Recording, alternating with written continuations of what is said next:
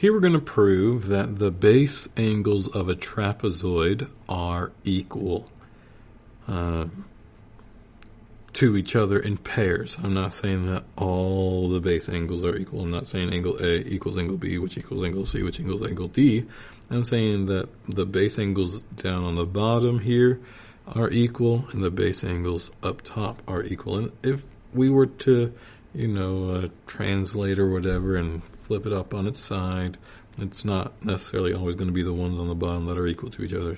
But the same angles on the same base, or the angles on the same base, are equal to each other, and the angles on the other base are equal to each other. So I have an isosceles trapezoid, and I probably should have stated that. I'm trying to prove that the base angles of an isosceles trapezoid are equal. So angle A, I'm trying to get equal to angle B, prove that they're equal. I'm trying to get angle ADC and angle BCD equal to each other. And so let's get right on into it.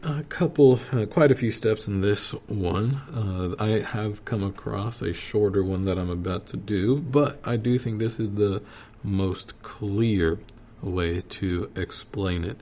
So I'm going to start off by drawing a diagonal. So I'm going to draw diagonal. No, I'm not going to draw yet. I'm not even going to draw a diagonal in this one. I'm going to just state the obvious here. I'm going to say that AB is parallel to CD. AB parallel to CD, just because it's a definition of a trapezoid. It's a quadrilateral with two sides parallel. So I could, I guess, have said that these are, but just by inspection, I'm going to do the ones that look like they are. At least one pair of opposite sides are parallel to each other. So I'm going to say these are the two sides that are parallel. Definition of trapezoid. Number 3, I'm going to now draw some perpendiculars from the base vertices on top to the bottom. I'm going to draw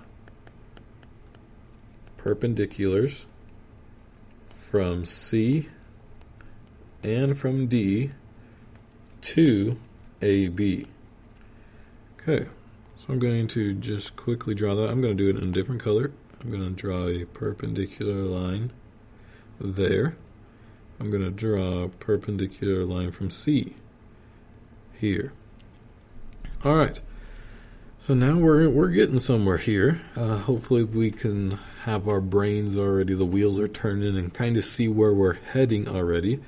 Let's give the reason here. I can only draw one perpendicular from a point to a line that's in a point, not in the line. So only one perpendicular can be drawn to a line from a point, not on the line.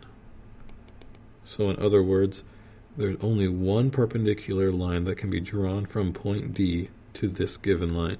I cannot have two perpendicular lines going to AB from D, only one. And same thing for C. And that's a geometric principle that we've learned in the past. Number 4, I'm going to say that AD equals BC. Again, we have enough information to say, I'm already getting ahead of myself. Let me label these though, just so we have those. But I just stated AD is equal to BC, and I was getting excited to talk about that, but we're not there yet. But we can easily say that these two sides are equal, because if these are the parallel sides of this isosceles trapezoid, the other sides which we would call the legs now, would be equal. The legs are equal in isosceles trapezoid. Number 4, definition of isosceles trapezoid. Number 5, I'm going to label this angle 1 and angle 2. I'm going to say angle 1. Actually, you know what? I'm going to label angle 1, angle 2, angle 3, and angle 4.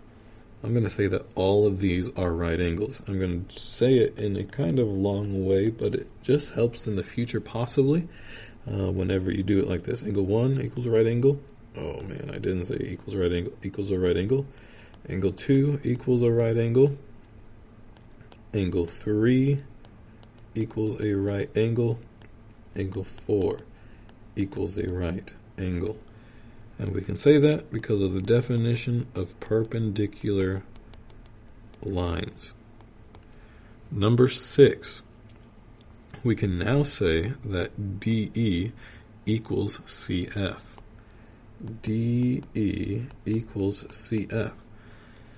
For quite a couple reasons, we've learned that, and this is probably the best reason, these both are perpendicular lines to the same line, which means they are parallel. However, we probably in a more rigorous proof would have to state this. And might as well. I'm going to make this proof even longer. No, I'm not. It's just, I'm going to explain it. But again, if you're in a more rigorous kind of geometry course or whatever, just keep that in mind. I would probably need to say that DE is parallel to CF because they are perpendicular to the same line, because lines that are perpendicular to the same straight line are parallel to each other. But just by inspection and by me just talking it out now, I see that I missed a step. I can say that these are equal to each other because we've already stated these lines are parallel to each other. And if these lines are parallel to each other, then lines or parallel lines are the same distance apart which are included between parallel lines. And now that I'm thinking about it again, since we've already stated that these lines are parallel, we have learned an easy, I believe this was a corollary. It was a very short corollary too. We've stated that parallel lines are the same distance everywhere. Same distance apart everywhere. So if these are parallel lines, these would technically be considered distances because they are perpendiculars. We are drawing from a point perpendicular to another parallel line. So that's the definition of distance. So we can even say that. Let's just say number 6, that parallel lines are the same distance apart everywhere. All right, sweet. Again, the more you remember in geometry, the easier proofs will be. We can now state that triangle AED is parallel to triangle BFC. So AED is congruent to triangle BFC by hypotenuse leg.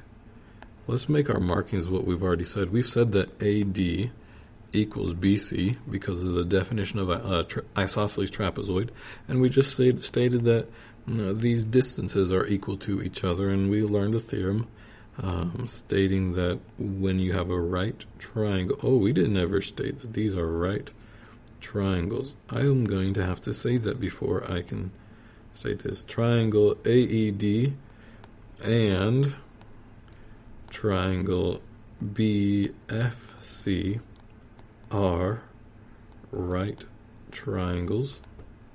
Definition of right triangles. And then I can state that they are congruent to each other by hypotenuse leg. Triangle AED is congruent to triangle BFC because hypotenuse leg. There we go. Now we're cooking with peanut oil. So here we go. We've got this leg of this right triangle equal to this leg of this right triangle. The hypotenuses are equal to each other, and so by hypotenuse leg, we can say that those triangles will be congruent. And so now we can say quite a bit of information about those two triangles now. We can say that angle A equals angle B. Angle A equals angle B. These two angles right here, down below, those are the base angles of the trapezoid. We can say they're equal to each other because of CPCTE. There's another angle that we could state as well. I'm going to label that angle 5, and I'm going to label this angle 6, and just for the sake of it right now, I'm going to label that 7 and 8. We can also state that angle 5 equals angle 6. This one here, because of the same reason, CPCTE.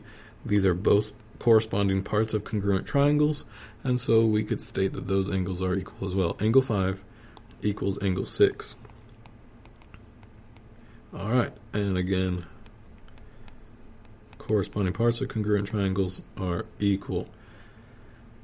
Number 10, I can now say that angle 2 plus angle 3, or I could even say, I'll just say and. Angle 2 and angle 3 are supplementary angles. Oh, I should probably say angles. There we go.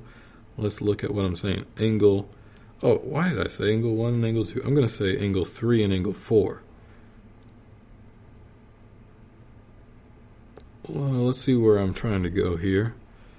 I said angle 2 and angle 3. I'm going to say angle 3 and angle 4. I'm not quite sure where I'm going here. But if I say angle 3 and angle 4 are supplementary angles, then I can go somewhere delicious from there. And I can say that they're supplementary angles by the definition of supplementary angles. We have already stated in our proof that these are both right angles. If we add 90 plus 90 equals 180, or a straight angle, and so that means those are supplementary angles. I do understand, and we've stated that supplementary angles are angles that share a common side and a common vertex. These don't share either, but I'm using that definition stating that they're two angles. When they add up together, they will equal a straight angle. So that's all I'm saying, not necessarily saying that they share a common side and a common vertex. All right, but if we were to add these two, they would equal a straight angle. So that can show us, and that can tell us quite a bit about this quadrilateral that we have here formed. I do believe we'd be able to say that this is already a parallelogram, but we're also going to state that DE is parallel to CF. Again, there's a lot of reasons why we can say that. I'm going to choose to say that because the interior angles of parallel lines on the same side of this transversal, since they're supplementary, that means these lines have to be parallel. All right, so let's state that those two lines are parallel. Number 11, DE is parallel to CF. Number 11, I can say if interior angles of two straight lines on the same on the same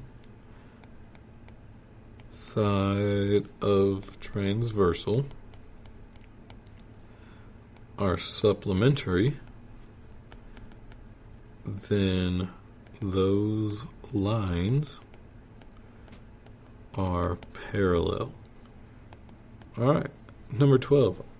That's enough information for sure to state that quadrilateral that was formed when we drew those perpendiculars is a parallelogram. That EFCD is a parallelogram.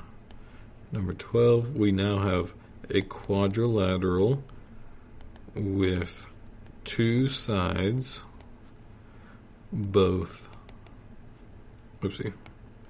quadrilateral with two sides both equal and parallel. That quadrilateral is a parallelogram. All right, number 13.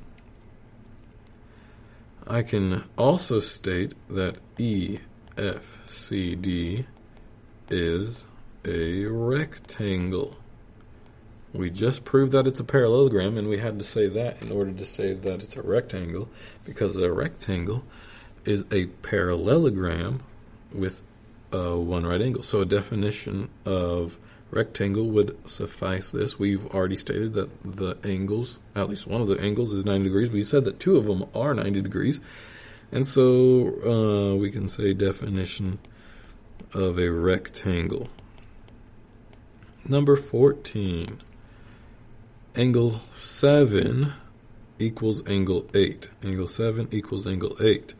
Because we have now proven that this is a rectangle. So all the angles are all right angles. That means 7 and 8 would equal each other. Angle 7 equals angle 8.